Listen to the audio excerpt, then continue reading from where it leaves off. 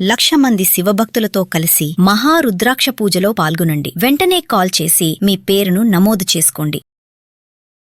నమస్తే, welcome back to Suman TV. Present మనతో పాటు ఉన్నారు అమెరికాలో 24 ఇయర్స్ నుంచి ఉంటున్నటువంటి ఎంఎన్సీ ఎగ్జిక్యూటివ్ వీరభద్రరావు గారు. నమస్తే సార్. నమస్తే అమ్మ.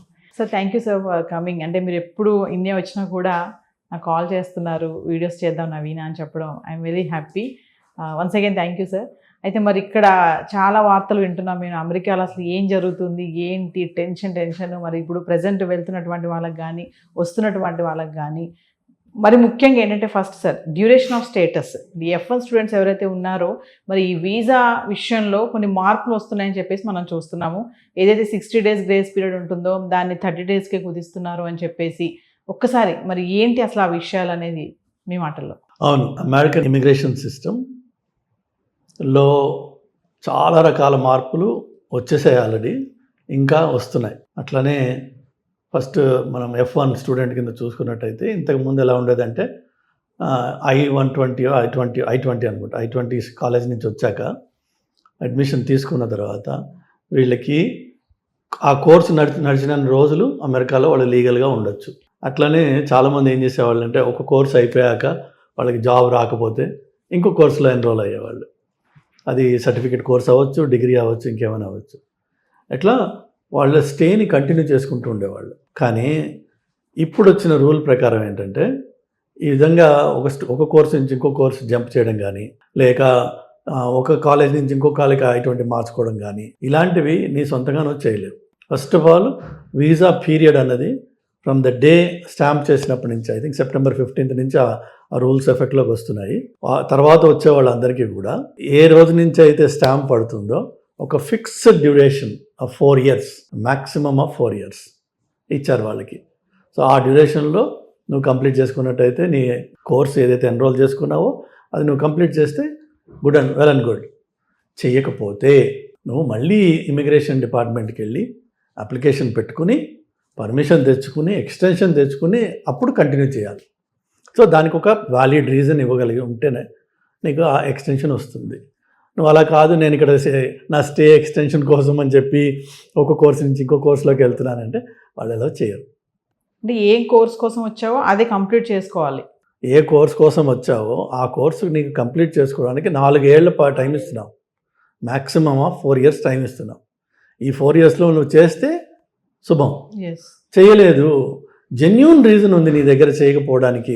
ఒకసారి సిక్ అయ్యో, ఒకసారి ఏదైనా మిస్ అయ్యో, యాక్సిడెంట్ అయ్యో, ఏదో ఉంటాయి కొన్ని కారణాలు. అన్ని దొంగ కారణాలే ఉండవు.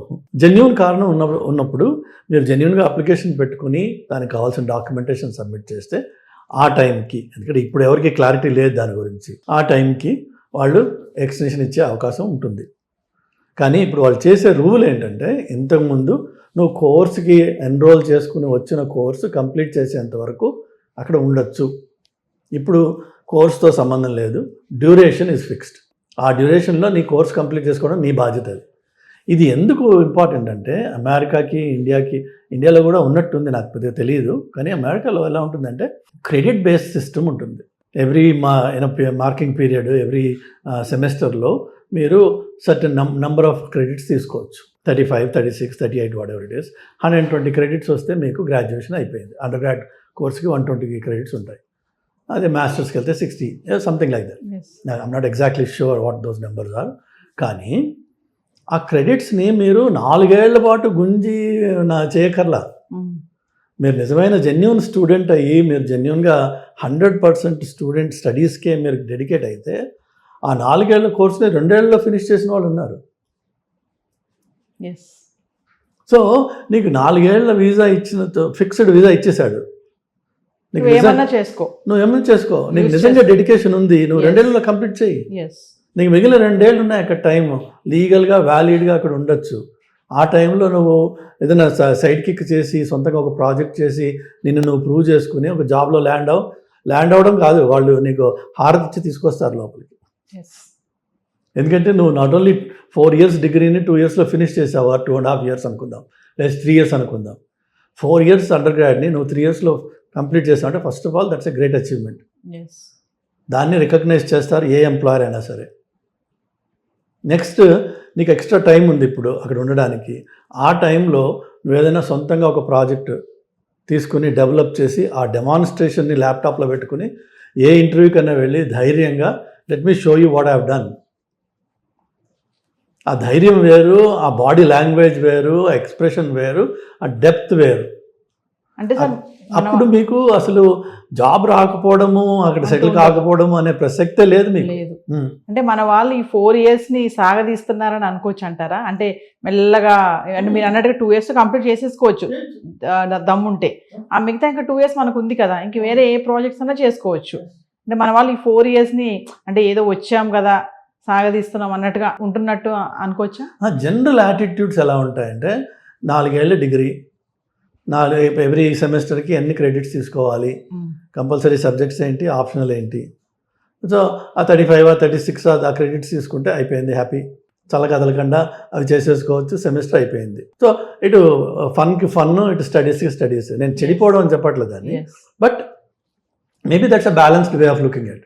కానీ నీకు నిజంగా శ్రద్ధ ఉంది, నీ జీవితం నువ్వు బాగు చేసుకోదలుచుకున్నావు, నీకు అక్కడ సెటిల్ అయ్యి నిన్ను ప్రూవ్ చేసుకోదలుచుకున్నావు, you want to create a career for yourself, then ఆ అగ్రెసివ్గా కమిట్మెంట్ తోటి ఈ 4 ఏళ్ల కోర్సుని 3 ఏళ్ళు ఫినిష్ చేయి. సమ్మర్ ఇప్పుడు మీకు సెమిస్టర్కి మధ్యలో 3 months గ్యాప్ ఉంటుంది. ఆ 3 months గ్యాప్లో కూడా మీరు క్రెడిట్స్ తీసుకోవచ్చు. ఆ క్లాసెస్ కొంచెం లెంగ్తీ ఉంటాయి, 4 hours ఉంటాయి, ఎందుకంటే అది మొత్తం సెమిస్టర్ లేదు కాబట్టి ఆ క్లాసెస్ని short duration but longer hours పెట్టి వాళ్ళు కంప్లీట్ చేస్తారు.